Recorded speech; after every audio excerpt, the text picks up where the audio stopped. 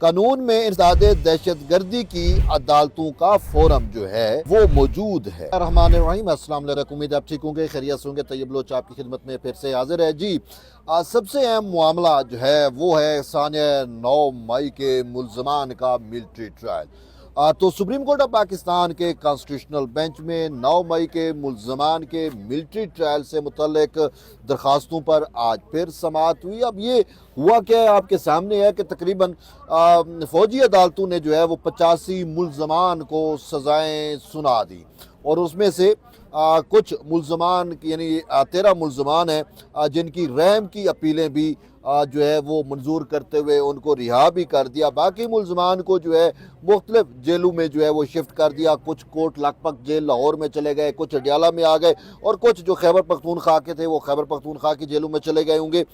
تو یوں military court نے جو تو سزائیں سنائی ہیں، لیکن ملٹری کورٹ نے یہ سزائیں جو ہیں وہ خود سپریم کورٹ آف پاکستان کی فیصلے کی روشنی میں سنائی ہیں۔ اب آپ جتنا بھی تنقید کریں لیکن حقائق مسخ نہیں کیے جا سکتے۔ حقیقت یہ ہے کہ خود جو درخواست گزار ہیں، ایون کہ آپ کو بتاؤں حفیظ اللہ نیازی، ٹھیک ہے، ان کے ایک بیٹے ہیں جی احسان نیازی، ان کو بھی ملٹری کورٹ میں ٹرائل کیا گیا۔ تو حفیظ اللہ نیازی، اعتزاز احسان جو تحریک انصاف کی جانب سے جو ہے جنہوں نے درخواست دائر کی تھی، اور اسی طریقے سے اور بھی متعدد درخواست گزار تھے، انہوں نے جو ہے خود سپریم کورٹ آف پاکستان میں استدعا کی تھی 13 دسمبر 2025 کو، اور یہ کہا تھا کہ جی جن ملزمان کو سزائیں ٹرائل مکمل ہو چکا ہے ان کو سزائیں سنا دی جائیں تاکہ وہ عام جیلوں میں جو ہے وہ منتقل ہو جائیں۔ تو پھر اس پر بینچ نے سزائیں سنائی تھیں، لیکن آپ تنقید بے شک کریں، لیکن خود عدالتی سپریم کورٹ کے کانسٹیٹیوشنل بینچ پر ان کو یہ کہا گیا تھا۔ اور آج اسی چیز کا میں آپ کو بتاؤں کہ حفیظ اللہ نیازی صاحب جو احسان نیازی کے والد صاحب سمجھے ہیں بلکہ، ٹھیک ہے، انہوں نے آج آ کے کانسٹیٹیوشنل بینچ میں ایک مدعا اختیار کیا۔ وہ کانسٹیٹیوشنل بینچ کو کہتے ہیں کہ دیکھیں آپ نے بڑی شفقت فرمائی، آپ نے حکم دیا کہ ملٹری کورٹس جو ہے وہ سزائیں سنائیں، تو انہوں نے کہا ملٹری کورٹس نے سزائیں سنا دیں، اور اس کے بعد اب یہ لوگ جو ہیں وہ مختلف جیلوں میں منتقل ہو چکے ہیں۔ انہوں نے کہا کہ میرے بیٹے سمیت 22 ملزمان جو ہے وہ لاہور کی یا پنجاب کی جیلوں میں جو ہے وہ منتقل ہوئے ہیں، تاہم انہوں نے شکوہ یہ کیا کہ ان کے ساتھ جو ہے وہ بڑا سینسیٹیو اور اس پہ رکھا ہوا ہے، بڑی حساس جگہ پہ رکھا ہوا ہے، اور عام قیدیوں جیسا ان کے ساتھ سلوک نہیں ہو رہا۔ جو جیل مینول ہیں اس کے مطابق ان کے ساتھ وہ رویہ نہیں رکھا جا رہا۔ تو اس پر جسٹس محمد علی مظہر نے کہا کہ کیا یہ انڈر ٹرائل قیدی نہیں ہیں؟ قیدی ہیں، انہیں تو سزائیں ہو چکی ہیں، تو یہ انڈر ٹرائل نہیں ہے، تو پھر تو جیل مینول ان پہ کا اطلاق ہوگا اگر جیلوں میں منتقل ہو چکے ہیں۔ تو اس پر عدالت نے جو ہے وہ پھر پنجاب حکومت سے فوجی عدالتوں سے سزا یافتہ مجرمان سے متعلق جو ہے وہ رپورٹ طلب کر لی ہے، کل ابھی پیش کی جائے۔ اور اس کے ساتھ ساتھ اس کیس میں ایک اہم چیز یہ ہوئی کہ آج بھی جتنے کیسز سماعت کے لیے مقرر تھے ان تمام کیسز کو ملتوی کر دیا گیا۔ انہوں نے کہا کہ آج ہم صرف یہی کیس سنیں گے، اور کل کے لیے بھی جو کیسز سماعت کے لیے لگنے ہیں ان کو بھی ملتوی کر دیا گیا، کل بھی یہی کیس صرف سماعت کے لیے لگے گا۔ اس پر عدالت چاہتی ہے کہ ہم پہلے یہ معاملہ سینسیٹیو ہے، اس معاملے پر سماعت پوری کر لیں، اور خواجہ حارث جو وکیل ہیں وزارت دفاع کے، اس کو عدالت نے کہا کہ آپ اپنی سماعت جو ہے وہ دلائل جو ہیں وہ مکمل کر لیں۔ بہرحال دوران سماعت جو ہے جسٹس محمد علی مظہر نے کہا کہ اس کیس کے دو حصے ہیں، ایک جو مرکزی کیس تھا اس کا جو فیصلہ آیا اس میں جو آرمی ایکٹ کی شکوں کو کالعدم قرار دیا گیا، ایک تو وہ حصہ ہے۔ دوسرا حصہ یہ ہے کہ کیا سویلین کا فوجی عدالتوں میں ٹرائل ہو سکتا ہے یا نہیں ہو سکتا، تو ہم ان دونوں چیزوں کو جو ہے وہ یہاں پہ دیکھ رہے ہیں۔ وزارت دفاع نے کہا کہ جب وزارت دفاع کا وکیل خواجہ حارث ہے، انہوں نے عدالت میں کہا کہ جب آرمڈ فورسز کے فرائض کی انجام دہی میں کوئی شہری مداخلت کرے تو وہ اس پر آرمی ایکٹ کا اطلاق ہوتا ہے۔ یہ بڑی واضح بات کی انہوں نے کہا۔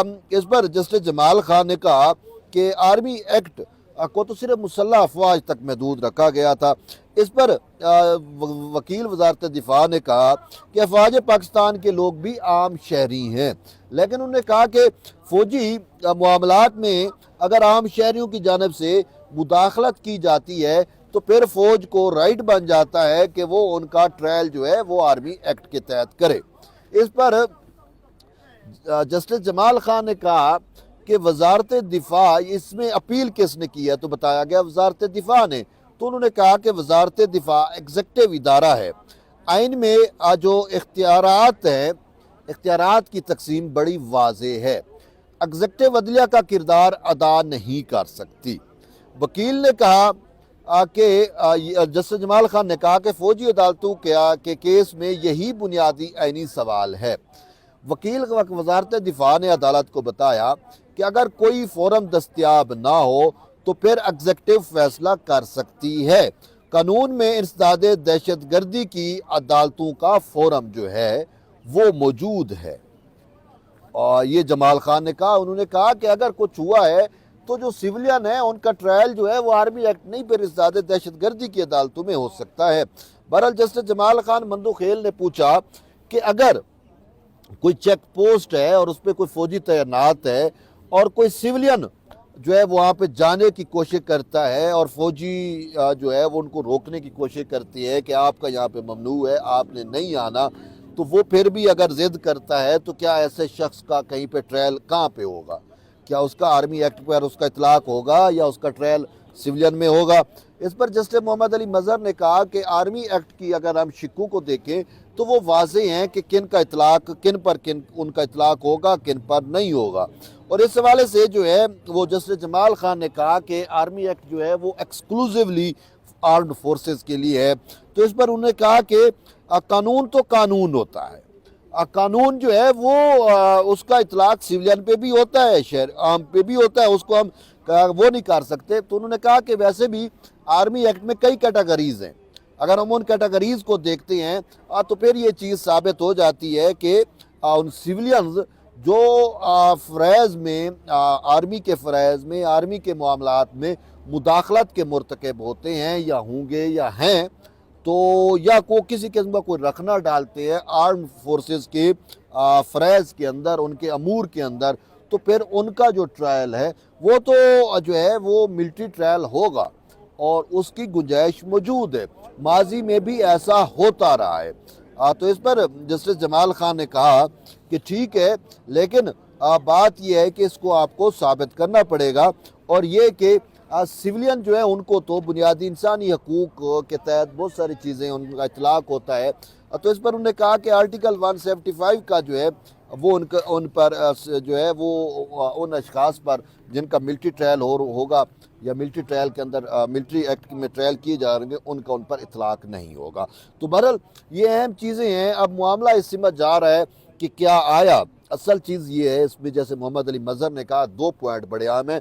ایک تو اگر وہ جو شکے آرمی ایکٹ کی اڑائی گئی ہیں سپریم کورٹ کے اعجاز الاحسن والے فیصلے میں، ایک وہ میٹر ہے، ایک سیولین کا میٹر ہے۔